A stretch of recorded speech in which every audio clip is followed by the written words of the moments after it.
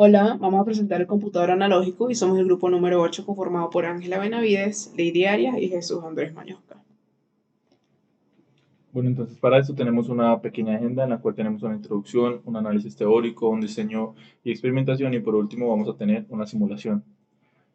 Entonces, la revolución de la computación analógica se inició en 1930 con el analizador diferencial. Este computador era capaz de solucionar ecuaciones hasta de sexto orden y pues posteriormente se crearon algunos computadores hidráulicos y otros electromecánicos hasta que en los años 50 se desarrollaron los computadores electrónicos análogos. Bueno, en la parte de análisis teórico tenemos como primera parte la ecuación 2. Tenemos que demostrar que corresponda a la ecuación 1. Como primer paso tenemos las variables de estado, estas debemos sacarlas de este espacio y reemplazarlas en una ecuación diferencial. A partir de esto, pues ya operamos multiplicando por S, luego realizamos el inverso de la matriz, luego ordenamos los factores, operamos y por último realizamos la inversa de Laplace para ya obtener como tal la ecuación número 1. Entonces, en el segundo punto, pues prácticamente nos dice que corroboremos que nuestra figura uno sí pertenece a nuestras variables de estado.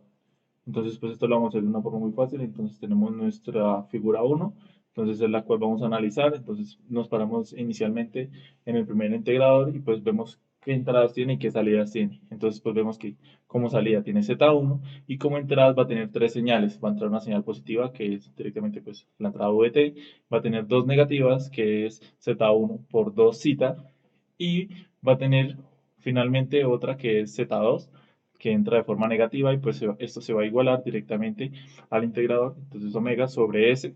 Después lo que hacemos es intentar aplicar la inversa de Laplace, por lo cual entonces despejamos Z1, aplicamos la inversa, hacemos distributiva y realmente vamos a poder que la primera ecuación va a corroborar con nuestra variable de estado. Luego hacemos exactamente lo mismo para el segundo integrador, en el cual vemos que solo va a tener la entrada Z1 y la salida Z2, entonces igual lo igualamos a omega sobre S, aplicamos inversa de Laplace y vamos a obtener que realmente quedan iguales.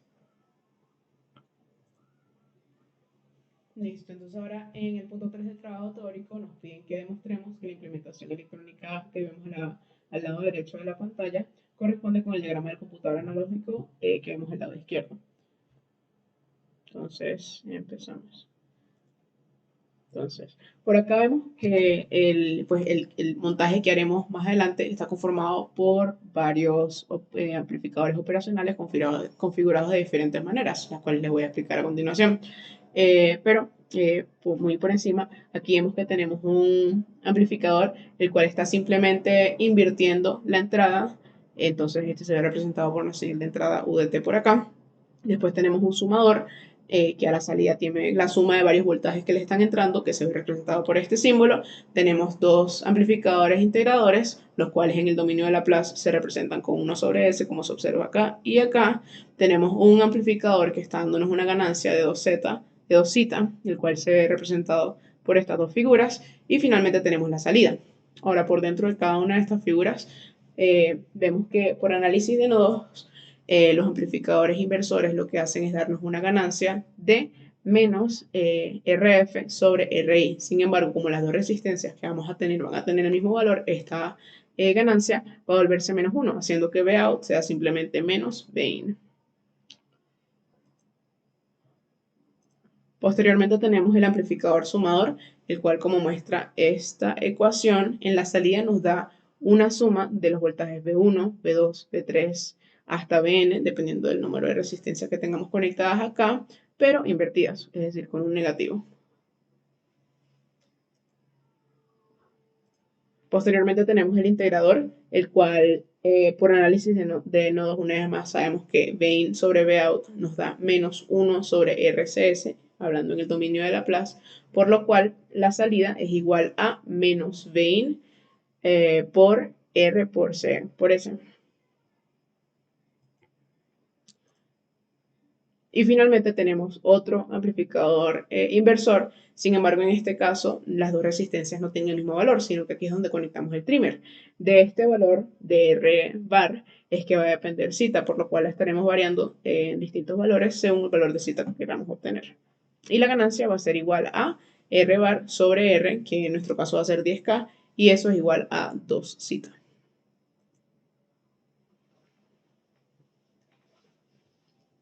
Bueno, por último, en la parte teórica, investigamos y obtuvimos las expresiones de sobrepico, tiempo de sobrepico y tiempo de establecimiento, las cuales las veremos en la aplicación más adelante. Siguiendo en diseño, nosotros nos basamos principalmente en la ecuación de omega n igual a 1 sobre rc, lo cual a partir de estas despejamos r y despejamos c. Para nuestro caso, nosotros nos guiamos entre el rango de la guía, que es de 10 nanofaradios a 1 microfaradio, el valor del capacitor, y mirando los valores comerciales, decidimos escoger el valor de 22 nanofaradios y a partir de este poder despejar las resistencias internas, las cuales nos dieron un valor de 22.7 kilo ohms. Ahora, para las resistencias nominales, seguimos la sugerencia del profe en la guía, el cual es de 10 kilo ohms. Ahora, para variar el cita o identificar el trimmer, lo que se hizo fue tener en cuenta la siguiente ecuación, que es R bar sobre R igual a 2 cita. A partir de esta se despeja R bar dando una ecuación de 2 cita por R y así logramos obtener un trimmer de un rango de 0 a 20 kilo ohms.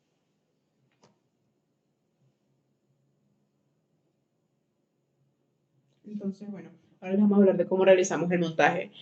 Primero que todo, para los amplificadores operacionales lo que hicimos fue usar dos integradores del modelo LF347N. Y la razón por la cual hicimos esto con dos integradores fue porque cada uno de estos contenía 4 amplificadores operacionales y necesitábamos 5 en total. Por otro lado, usamos capacitores cerámicos, debido a que esto no tiene polaridad, por lo cual no servían. Y como no existe resistencia de 22.7K, lo que hicimos fue conectar en serie una de 18K y una de 4.7K. De igual manera, alimentamos los integrados con una fuente DC de 12 voltios y menos 12 voltios y un generador de señales para la entrada para UDT con configuración de 2 voltios, de 2 voltios pico a pico con un offset de 1 voltio y 6 Hz de frecuencia. Posteriormente hicimos las diferentes configuraciones de los valores del trimmer para obtener los valores de cita deseados, empezando por 0.1. Para obtener un cita de 0.1 necesitamos una resistencia de 2K, entonces a esa configuración fue que pusimos el trimmer. Obtuvimos los valores de el tiempo de pico, el cual es el tiempo que se tarda desde el pico hasta el valor en el que se va a estabilizar eventualmente la señal. Entonces, desde el pico, que era 3.2 voltios experimentalmente, hasta 2 voltios, que era donde se iba a estabilizar más adelante. Eso tuvo un tiempo de 1.6 milisegundos experimentalmente y 1.57 teóricos según los cálculos.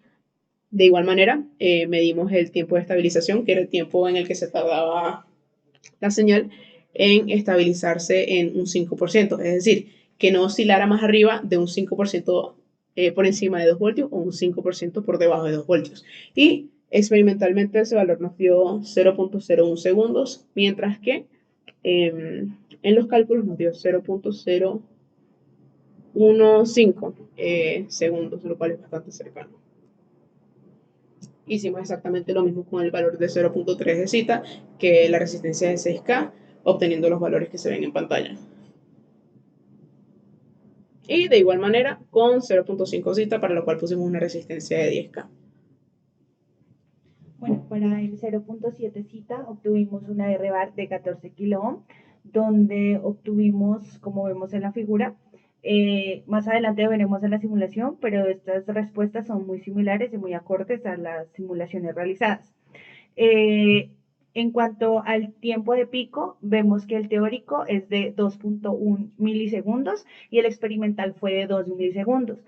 También calculamos el error, que fue de un 10%, igual para el valor pico. Fue de 2.1 voltios y el experimental fue de 2, con un error aproximadamente de 5%. Y el tiempo de establecimiento fue de 2.1 milisegundos y el experimental de 2 milisegundos. Ahora, para un valor 1 cita, el la R-bar es de 20K y en este caso lo que vemos es una frecuencia cuadrática. Esto es críticamente sobreamortiguado. ¿Y por qué no tenemos un valor pico ni un tiempo pico? Pues porque como no llega a un valor pico, o sea, no llega a su valor establecido, nunca vamos a tener ese valor.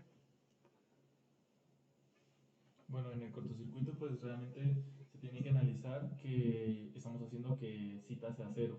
Por ende simplemente vamos a tener una respuesta oscilatoria estable. Ahora entonces por último pues faltaba la simulación. Entonces pues se tuvieron como los mismos parámetros que ya se habían definido en los cálculos. Entonces pues teníamos que íbamos a tener un condensador definido por de 22 nanofaradios. Y como se nos ha recomendado ya, pues íbamos a poner estas resistencias de 10K y entonces ya pues poner las variables que se habían hallado anteriormente.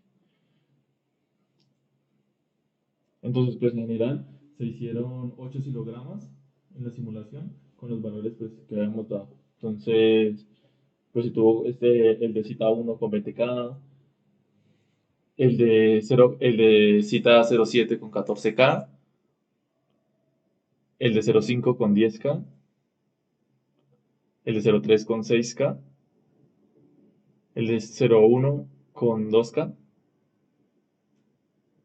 Y bueno, entonces, pues voy a mostrar de forma breve cómo se hizo la simulación. Entonces, pues la utilizamos en MATLAB, se utilizó un código. Realmente lo único que se hizo fue aprovechar el segundo punto que ya se desarrollado antes. Entonces, lo que hice fue, o bueno, lo que hicimos en general fue tomar otra vez los datos de entrada y ponerlos de forma matricial y pasarla a una función de transferencia y de la función de transferencia ya simplemente generar una gráfica. Entonces esto fue lo que se hizo y pues igual adicionalmente se va a añadir esa programación al video. Sí, igual aquí lo que estamos variando únicamente dependiendo del cita que queríamos cambiar era R-bar. Entonces aquí el último caso que medimos fue el de cita 1 negativo, por lo cual el valor de la resistencia es 20.000 y se le puso el menos, pero así para cada uno de los valores de cita que deseamos. Entonces ya, Por último, podemos ver los créditos de nuestra presentación y del trabajo del computador analógico y muchas gracias.